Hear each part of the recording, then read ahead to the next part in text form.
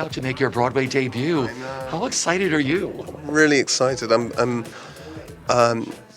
so excited to bring. It was great doing this in London. I loved it, and it was well received, and the audiences were great. But it feels like a homecoming for this play. It feels like its natural habitat. It's a New York story about two New York icons, and I'm excited to bring it for a bunch of New Yorkers to see it. It's going to be interesting. You're going to have the best of the theater world, the best of the art world coming to see this too. God, that's terrifying. Yes, But fabulous at the same time, right? but fabulous and terrifying. So when you were first offered this, Andy Warhol, such an icon, were there trepidations? Like, what made you say, yes, I have to do this? Oh, I said no. I don't want to do it.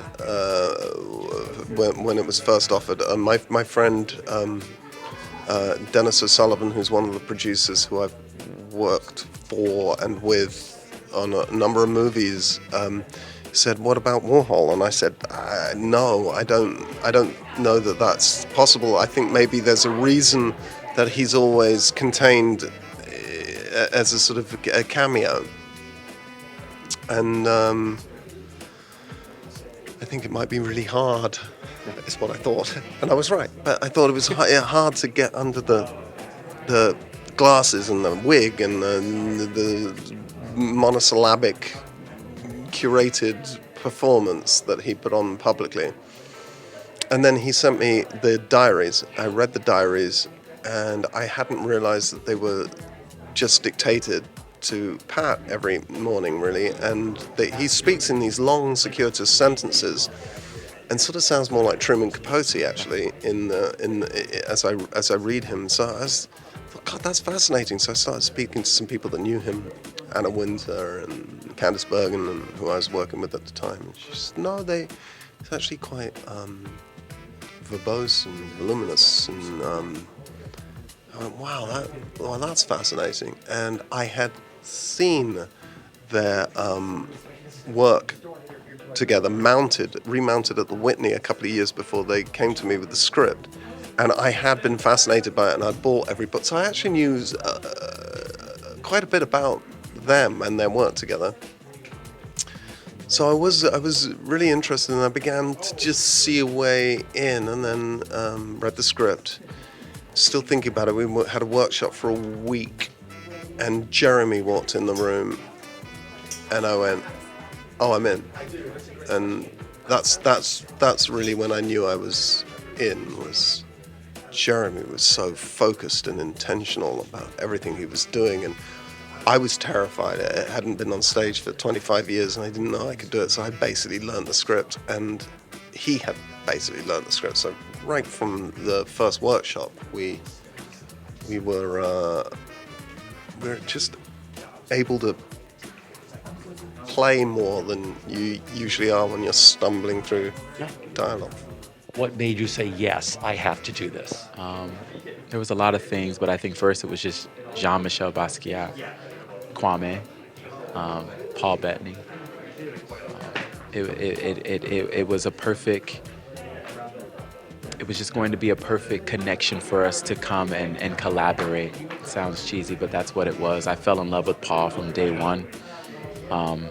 We had never met before, but there was something about him that was so special and so giving, and has just been so freeing to be on the stage with him and to find and to continue to explore. I think the thing that we want to make sure that we're doing as artists, being that we've done it at the Young Vic and we've done the movie, but our emphasis is not about what we did, it's about what we do.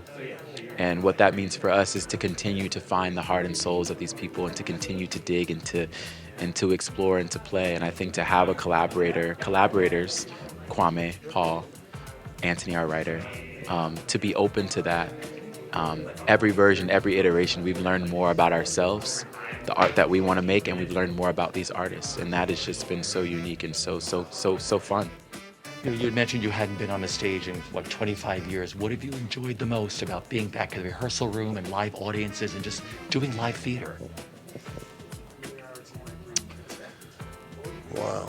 that is, there are so many things. Of course, the immediacy of the response is extraordinary. Acting on film, well, film is a director's medium, absolutely.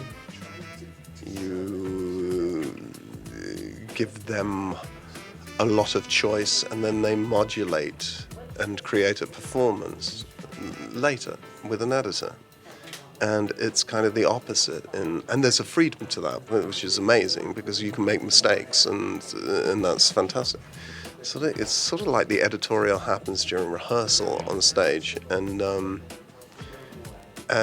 it is absolutely an actor's medium in that the director might have told you one thing, you're like, I don't know, Kwame, it kind of went a different way tonight, and that's thrilling.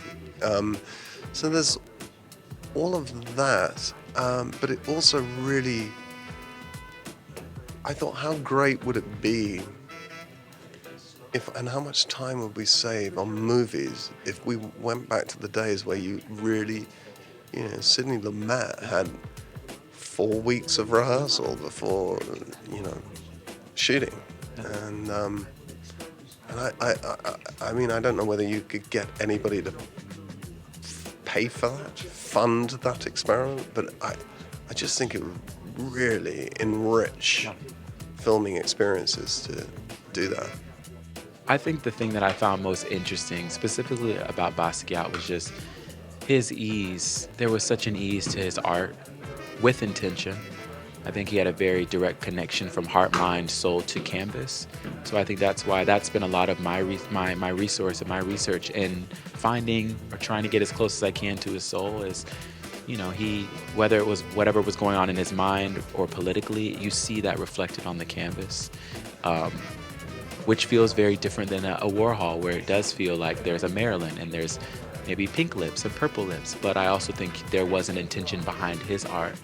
And I believe Andy kind of predicted the world of like Instagram and branding, and that's kind of what we see now. I definitely feel that from people like, what's your brand, what's your thing? And, two artists who kind of predicted the future and as far as how art was going to live. And I think that's what we're seeing now, is we're seeing people kind of unveiling and unpacking these artists and going, wow, they contributed so much. Jean in 27 years, and kind of Andy, this vast variety of him being a pop artist and being in celebrity and fashion and just who he was as a socialite and a personality, if you will. But I continue to find just new things about these individuals, new photographs, the times they spent together. It wasn't just about the art. There's pictures of them getting pedicures and just hanging out. I think they really just fell in love and found harmony together and soulmates within each other.